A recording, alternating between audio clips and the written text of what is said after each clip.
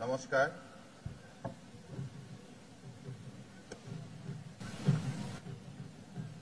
সদৌ অসম মৰাণ ছাত্ৰ সন্থাৰ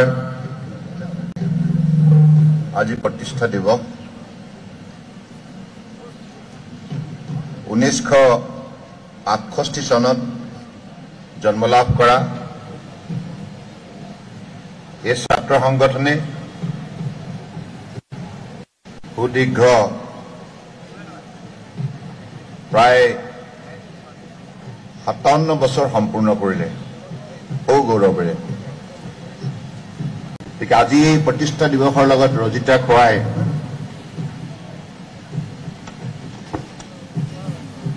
মৰাণ জনগোষ্ঠীৰ লোকাচাৰ খেৰী আৰু গছতলৰ বিহু উদ্বোধনৰ বাবে আপোনালোক সকলোৱে এই অভাজনক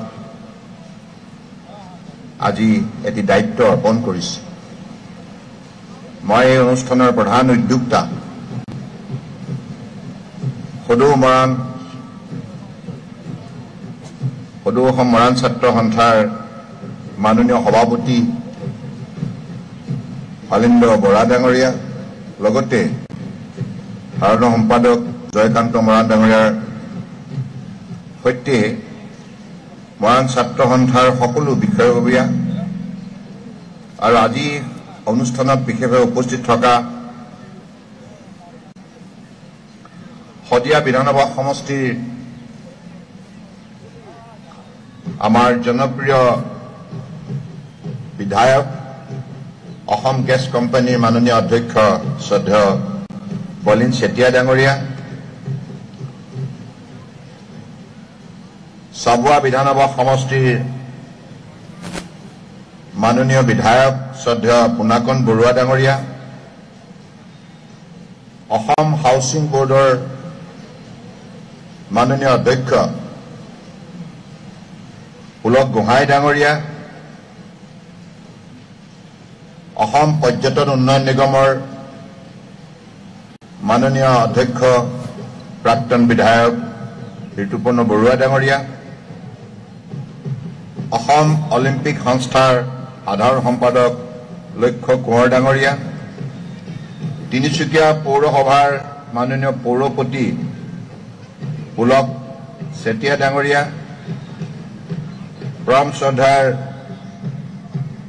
বিৰিঞ্চি নেওগ ডাঙৰীয়া, তিনিচুকীয়া জিলা ভাৰতীয় জনতা পাৰ্টীৰ মাননীয় সভাপতি কুশকান্ত বৰা ডাঙৰীয়াৰ লগতে আজি সভাত উপস্থিত থকা সদৌ অসম মৰাণ ছাত্ৰ সন্থা, লগতে সদৌ মৰাণ ছাত্ৰ সন্থাৰ মাননীয় বিষয়ববীয়াসকল, পৰম শ্ৰদ্ধাৰ ৰাইজ আৰু উপস্থিত আইসকল, জয় জয়তে আজি সুভাষখনত সমবেত হোৱা আপোনালোক সকলোৰে প্ৰতি মই মোৰ আন্তৰিক শ্ৰদ্ধা জ্ঞাপন কৰিছো। আৰু আমাৰ জাতীয় জীৱনৰ আদৰ্শ বডুচা আৰু বীৰ ৰাঘৱ মৰাণৰ আজি পবিত্ৰ স্মৃতিত মই মোৰ গভীৰ শ্ৰদ্ধাঞ্জলি জ্ঞাপন কৰিছো। যিসকলৰ আদৰ্শৰে আজি অসমৰ অন্যতম শক্তিশালী জনগোষ্ঠী হিচাপে পৰিচিত মৰাণ জনগোষ্ঠী বিশেষভাৱে আজি পৰিচালিত, আৰু সেই আদৰ্শৰে আজি জনগোষ্ঠীটোৱে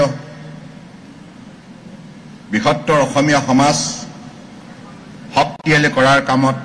বিশেষভাৱে গুৰুত্বপূৰ্ণ ভূমিকা পালন কৰি আহিছে। মৰাণ জনগোষ্ঠীৰ যি বীৰত্ব, যি সাহসিকতা, যি নিষ্ঠা, যি একাগ্ৰতা, যি নিৰ্ভীকতা, আজি কেৱল অসমৰ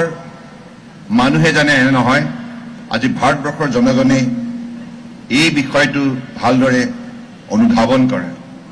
কাৰণ আজি মৰাণ জনগোষ্ঠীয়ে যি শৃংখলাবদ্ধভাৱে আধ্যাত্মিক ধ্যান ধাৰণাৰে সাংস্কৃতিক ৰীতি নীতিৰে নিজৰ সমাজ ব্যৱস্থা অত্যন্ত শক্তিশালীভাৱে পৰিচালিত কৰে। এই গুণবিলাকে অসমৰ অন্যান্য জনগোষ্ঠীকো বিশেষভাৱে ইতিবাচক দৃষ্টিভংগীৰে প্ৰভাৱান্বিত কৰে। গতিকে তেনে এটি মহান জনগোষ্ঠীৰ যিটো ছাত্ৰ সংগঠন,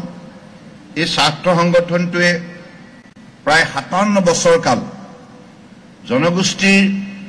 মৌলিক সমস্যাসমূহ সমাধানৰ ক্ষেত্ৰত আপোচবিহীনভাৱে সংগ্ৰাম চলাই আহিছে আৰু অসমৰ জাতীয় অস্তিত্ব ৰক্ষা কৰাৰ ক্ষেত্ৰতো আত্মবলিদান দি আহিছে। গতিকে আজি আপোনালোকে এই অভাজনক এনেধৰণৰ গুৰুত্বপূৰ্ণ অনুষ্ঠানত অংশগ্ৰহণ কৰাৰ বাবে যি আমন্ত্ৰণ আপোনালোকে প্ৰদান কৰিলে তাৰ বাবে মই মৰাণ জনগোষ্ঠীৰ প্ৰতিগৰাকী ব্যক্তিৰ শ্ৰীচৰণত মোৰ গভীৰ কৃতজ্ঞতা জ্ঞাপন কৰিছোঁ। আমি একবিংশ শতিকাত বৰ্তমান পদাৰ্পণ কৰিছোঁ আৰু আমি প্ৰত্যেকেই এই কথা গভীৰভাৱে উপলব্ধি কৰিব লাগিব যে বৰ্তমান সময়ত অসমীয়া জাতিক বিশ্বশ্ৰেষ্ঠ জাতি হিচাপে গঢ় দিব লগা হ'লে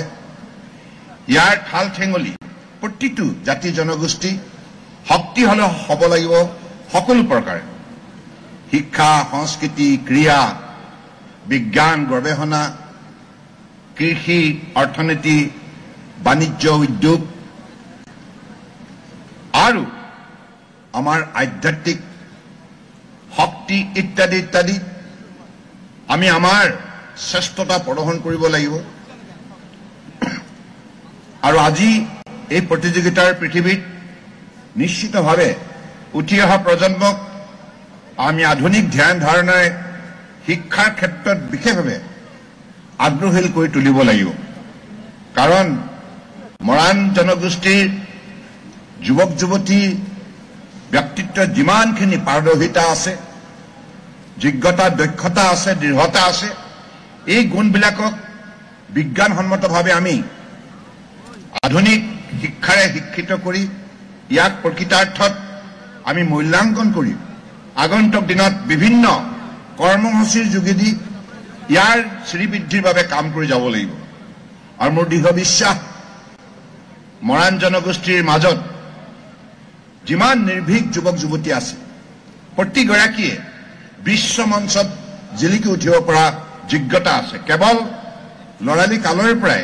আমি তেখেতসকলক শৃংখলাবদ্ধভাৱে যিখিনি আমাৰ পূৰ্বপুৰুষ দেৱতাসকলে আমাৰ বাবে অমৰ বাণী হিচাপে শক্তিশালী পৰম্পৰাৰ এটা ব্যৱস্থা প্ৰদান কৰি গৈছে, যেনেধৰণে মৰাণ জনগোষ্ঠীৰ মাজত ধৰ্ম হুঁচৰি। মই নিজেই জীৱনত ব্যক্তিগতভাৱে প্ৰথমবাৰ যেতিয়া আহিছিলোঁ, যেতিয়া বাৰেকুৰিত ধৰ্ম হুঁচৰি আমাৰ পৰম শ্ৰদ্ধাৰ বৈষ্ণৱপ্ৰাণ ভক্তসকলক সাক্ষাৎ পাবৰ বাবে তাত মই নিশা 3 বজালৈকে আম গছৰ তলত বহি অপেক্ষা কৰিছিলোঁ আৰু তেখেতসকলৰ যিখিনি নৃত্য গীত আৰু তেখেতসকলৰ যি শৃংখলাবদ্ধতা, দৃঢ়তা, সেইখিনি দেখি মই অভিভূত হৈছিলোঁ। আৰু এনেধৰণৰ ইমান শক্তিশালী সাংস্কৃতিক আধ্যাত্মিক পৰম্পৰা খুব কম জনগোষ্ঠীৰ মাজতহে দেখা যায়। গতিকে মৰাণ জনগোষ্ঠীয়ে শহ বছৰ এই পৰম্পৰাক ইমান সুন্দৰভাৱে জীয়াই ৰাখিছে, যি পৰম্পৰাই একো একো গৰাকী যুৱক যুৱতী, ছাত্ৰ ছাত্ৰীক শৃংখলাবদ্ধতা, নিয়মানুৱৰ্তিতা, সততা, নিষ্ঠা আৰু পৰিষ্কাৰ পৰিচ্ছন্নতাৰ কথা সুন্দৰভাৱে বুজনি দিয়ে। গতিকে এই জনগোষ্ঠীটোৱে নিশ্চিতভাৱে এই একবিংশ শতিকাত প্ৰতিযোগিতাৰ পৃথিৱীত নিজক আগুৱাই নিবৰ পৰা সকলো সম্বল এই সমাজখনত বিৰাজমান। মই অত্যন্ত বিশ্বাসেৰে ক'ব পাৰোঁ যে আগন্তুক দিনত নিশ্চিতভাৱে এই জনগোষ্ঠীয়ে অসমীয়া জাতিক গৌৰৱান্বিত কৰিব, ভাৰতবৰ্ষক গৌৰৱান্বিত কৰিব। আৰু এটা মই উল্লেখযোগ্য দিশ এই জনগোষ্ঠীৰ মাজত বিচাৰি পাইছোঁ। আজি গছ তলৰ বিহু, প্ৰকৃতি প্ৰেমী হিচাপে গুৰুসকলে আমাক জীয়াই থকাৰ বাবে যি মহৎ জ্ঞান প্ৰদান কৰি গৈছে, প্ৰকৃতি থাকিলেহে প্ৰাণী থাকিব আৰু গছ তলৰ বিহুৱে ইয়াকেই আমাক এটি শক্তিশালী বাৰ্তা দিয়ে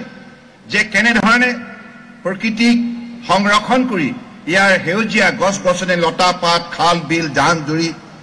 পোক পৰুৱা মানুহৰ লগতে অন্যান্য জীৱ জন্তুকো আমি সংৰক্ষণ কৰি আমাৰ মাজত জীৱ বৈচিত্ৰ্যৰ যিটো শক্তি বৃদ্ধি কৰাৰ বাবে আমি কেনেধৰণৰ উদ্যোগ ল'ব লাগিব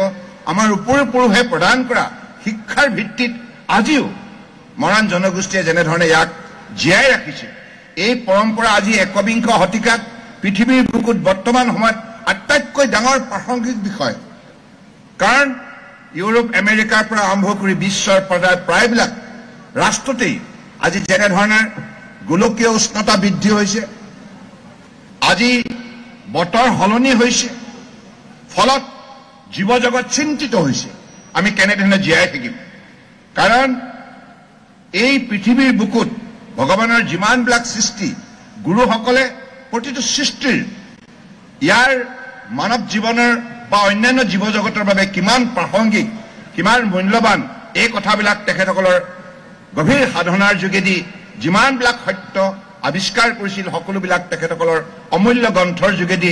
বাণী হিচাপে আমাৰ মাজত অৰ্পণ কৰি গৈছে গতিকে সেইবাবে মই ভাবোঁ যে আজি গছ তলৰ বিহুৰ যেটো তাৎপৰ্য আছে বহু কাৰণ আমি সকলোৱে জানো ইয়াত মৰাণ জনগোষ্ঠীয়ে কিছু আছুতীয়া ঠাইত গছৰ তলত আমাৰ যিসকল ভগ্নী তেখেতসকলে তাত বিহু গায় আৰু প্ৰকৃতি গুণানুকীৰ্তন কৰে প্ৰকৃতিৰ সৌন্দৰ্য বৰ্ণনা কৰে গীত মাতত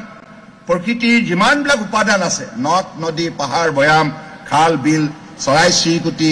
সেউজীয়া গছ গছনি সকলোবিলাক গীতৰ মাজেৰে আঁকোৱালি লয় অৰ্থাৎ প্ৰকৃতিক গুণানুকীৰ্তন কৰি প্ৰকৃতিক জীয়াই থকাৰ সংকল্প গ্ৰহণ কৰে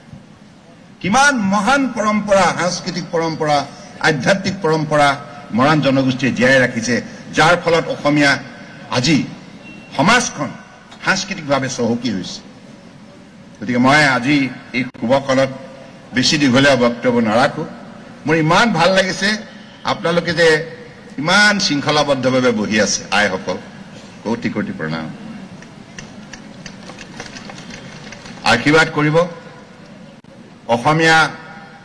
নৱবৰ্ষৰ উপলক্ষে ৰঙালী বিহুৰ উপলক্ষে মই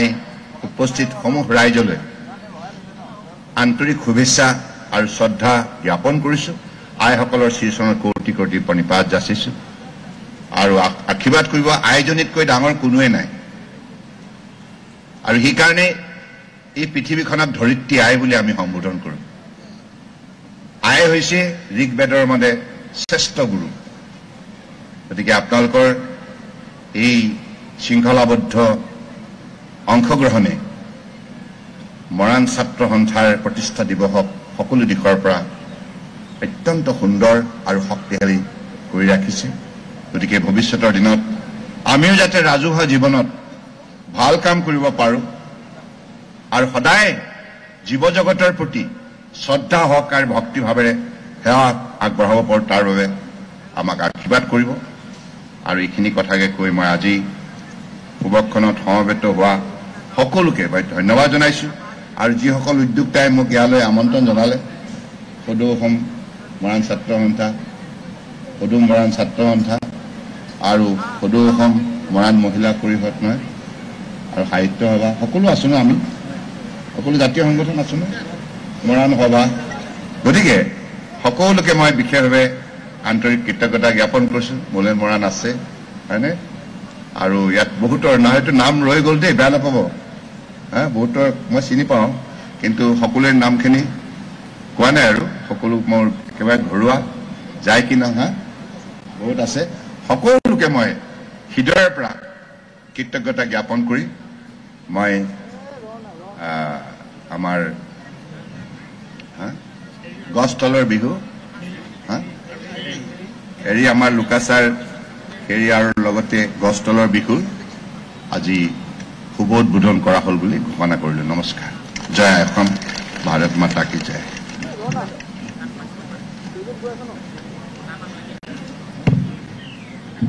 এতিয়া আয়তীসকলক লগে লগে আপোনালোকৰ খেৰি পৰিৱেশন কৰিবৰ কাৰণে অনুৰোধ জনাইছোঁ।